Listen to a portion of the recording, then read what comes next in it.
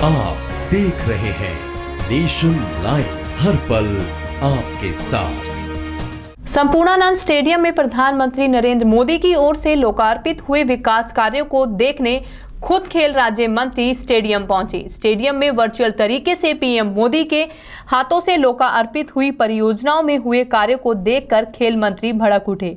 खिलाड़ियों के लिए बने चेंजिंग रूम के कार्यों की गुणवत्ता को देखते ही भड़क उठे और कार्यदायी संस्था को तुरंत बदलने का निर्देश भी दिया।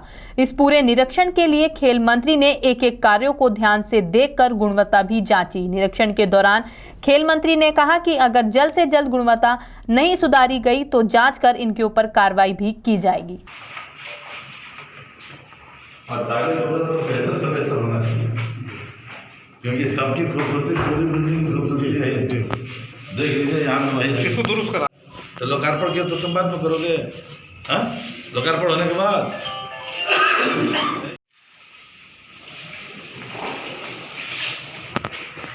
देख रहे हो ये बेहतर किए हो, ऐसे ही उसको किए होते। हाँ भैया दूसरा देख रहे हो ना, यहाँ भी टाइल्स लगाया है, देखिए ऐसे ऐसे उधर क्या होता है, ये बढ़िया है। अरे समय कम मिला, हम कह रहे हैं कि वो रगड़वाना क्यों है, जब समय है। वो कितने देर का काम है बताओ। अरे आप काम कराते रहते तो उनको पोछा मारने के लिए लगा दिया, रगड़ा गया होता तो भी ठीक है। जो मैकेनिक होता है इसका मिक्सअप किया होता है, ये हो सकता है कि रेड कलर ना खुले। कौन है कॉन्ट्रैक्टर? आप देख रहे हैं कॉन्ट्रैक्टर कौन है? ये जो टाली का ज्वाइंट दिया है, ये टाली से मिलता जुलता करना चाहिए ना, मिलता जुलता करना चाहिए ना। एकदम खराब बात हो गई। तुम हो ये खराब बातें हो। मैं बताओ टाइल्स लगाया हो तो जो ये इसका दोनों को चिपकाने में लगा हो तो उससे मिलता जुलता लगा हो तो हो जाता है। तो क्यों नहीं करते? लोकार्पण वही हो जाना चाहिए। अगर बताओ कितने तरह का काम अगर था तो आज लोकार्पण था ना।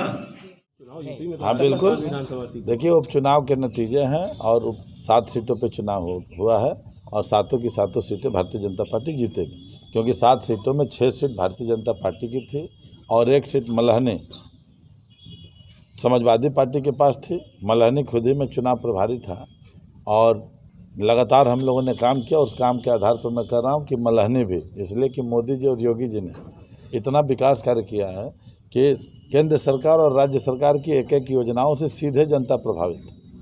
तो इसलिए अन्य दलों के लोगों का दिलों का गठबंधन अलग है, लेकिन देश और उत्तर प्रदेश की जनता का सीधे गठबंधन योगी जी और मोदी जी के साथ है और इसलिए विकास के नाम पे मल्हनी भी जीते हैं और सातों सीटों को जीते। एमएलसी चुनाव को लेकर एमएलसी हमारा है, एमएलसी जीतते ही रहे हैं, जीतेंगे।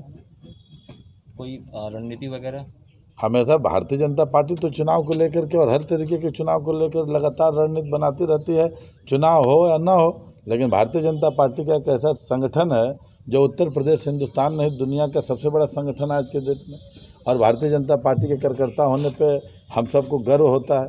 और जो भी इस भारतीय जनता पार्टी का कार्यकर्ता के रूप में जुड़ता है वो भी गर्वान्वित महसूस करता है, क्योंकि यही एक पार्टी है कि बूथ स्तर तक का भी कार्य करने वाला कार्यकर्ता प्रदेश अध्यक्ष बनता है, मुख्यमंत्री बनता है, प्रधानमंत्री बनता है, पार्टी का राष्ट्रीय अध्यक्ष बनता है, जिसका जीता जागता उदाहरण उत्तर प्रदेश में भी और देश के अंदर है।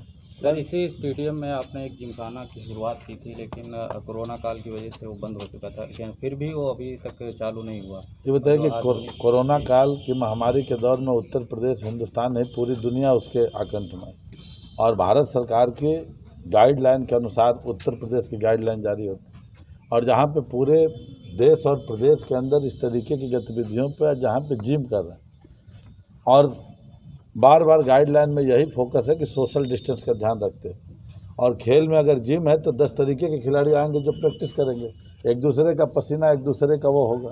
और इन सारी चीज़ों से जो एकल खेल है उसके लिए भारत सरकार की गाइडलाइन के आधार पर एकल खेल चालू हो गया। इसके अलावा जो स्विमिंग है, जो मैं भारत सरकार और राज्य सरकार की गाइडलाइन पे ही खेल विभाग करता हूँ, और इसलिए अभी ऊपर से निर्देश नहीं है, इसलिए अभी बंद पड़ा हूँ। नहीं, जिमखाने तो शुरू हो गए हैं। जिमखाने अभी इधर भी चाह के शुरू होगा, उसमें वो भी शुरू होगा, लेकिन प्रकाशन लिया जा रहा है। प्रकाशन के तौर पे लिया जा रहा है, क्योंकि अभी कोई घटना घटित होगी तो फिर जिम्मेदारी और जवाबदेही होगी। मंत्री जी एक बड़ी दिक्कत है, खिलाड़ियों की तरफ से कहा जा रहा है 300 रुपये जो वो था शुल्क उसको बढ़ाकर 1300 रुपये कर दिया गया। इसी लेकर खिलाड़ियों में काफ़ी नाराज़गी और खिलाड़ी इसका कर रहे हैं।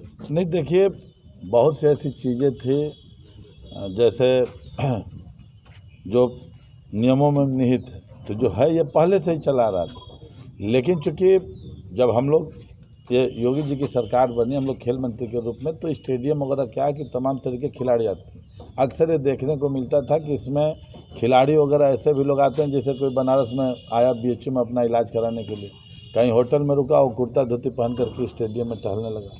पता चला कि कोई चला है, तो इसलिए हुआ कि भाई आई कार्ड हर एक व्यक्ति को अगर स्टेडियम में प्रवेश कर रहा है तो आई कार्ड उसके पास जरूरी होना चाहिए, एक परिचय पत्र, और परिचय पत्र के साथ साथ एक ड्रेस कोड होना चाहिए। हम विद्यालय में जाते हैं, हम कॉलेज में जाते हैं, हम स्कूल में जाते हैं, तो एक ड्रेस कोड होता है, ताकि अगर हमारा खिलाड़ी है अगर ट्रैक सूट में है तो पहचान में आ जाएगा। या निर्देश दिया गया कि अगर कोई व्यक्ति 1 दिन 2 दिन आता है इस तरह, तो हाथ जोड़ करके कहिए कि भैया ये कुर्ता पजामा और कुर्ता धोती पा पेलाओ नहीं, आप ट्रैक सूट में आइए। जूता चप्पल नहीं रहेगा चल जाएगा, लेकिन कम से कम ट्रैक सूट तो होना चाहिए ना, टी शर्ट और वो होना चाहिए। तो ये एक तरीके से व्यवस्था बनाई गई और ये पहले से भी था, लेकिन अन्य सरकारों में इसका अमल नहीं हो पा रहा था, क्योंकि इसमें अन्य तरीके के लोग भी स्टेडियम में जो अपेक्षित नहीं रहते हैं वो भी आते हैं, जो दूसरी नीयत से आते हैं, दूसरी तरह की घटना को अंजाम देने आते हैं। तो ऐसे लोग चिन्हित हों, और जो भी खेल में रुचि रखने वाले लोग हैं, आप 300 और 1300 की बात की, कहीं पे इस तरीके की बात नहीं कि 300 की जगह पे कोई 1300 लेने की स्थिति में। लेकिन अगर हम प्राइवेट स्कूल से बेहतर अगर सरकारी स्कूल में पढ़ाई हो रही, या सरकारी स्कूल से बेहतर कहीं प्राइवेट स्कूल में हो रहा है, तो सरकारी स्कूल और प्राइवेट का देख लीजिए कि शुल्क क्या है। तो उसी तरीके से जहाँ पे स्पोर्ट्स के अन्य कोचिंग सेंटर चल रहे हैं, वहाँ का फीस का रेशियो देख लीजिए, और अगर उसमें हम बेहतर व्यवस्था दे रहे हैं यहाँ अपने यहाँ स्टेडियम में, तो वहाँ देख लीजिए। तो मान लीजिए कि ये सब चीज़ें हैं जो पब्लिक के उसमें होता है, तो इसके सुरक्षा का इंतजाम, उसके रख रखाव का इंतजाम, इसको मेंटेनेंस का काम उन्हीं सब शुल्क के जरिए होता है। तो पहले से भी प्रावधान था।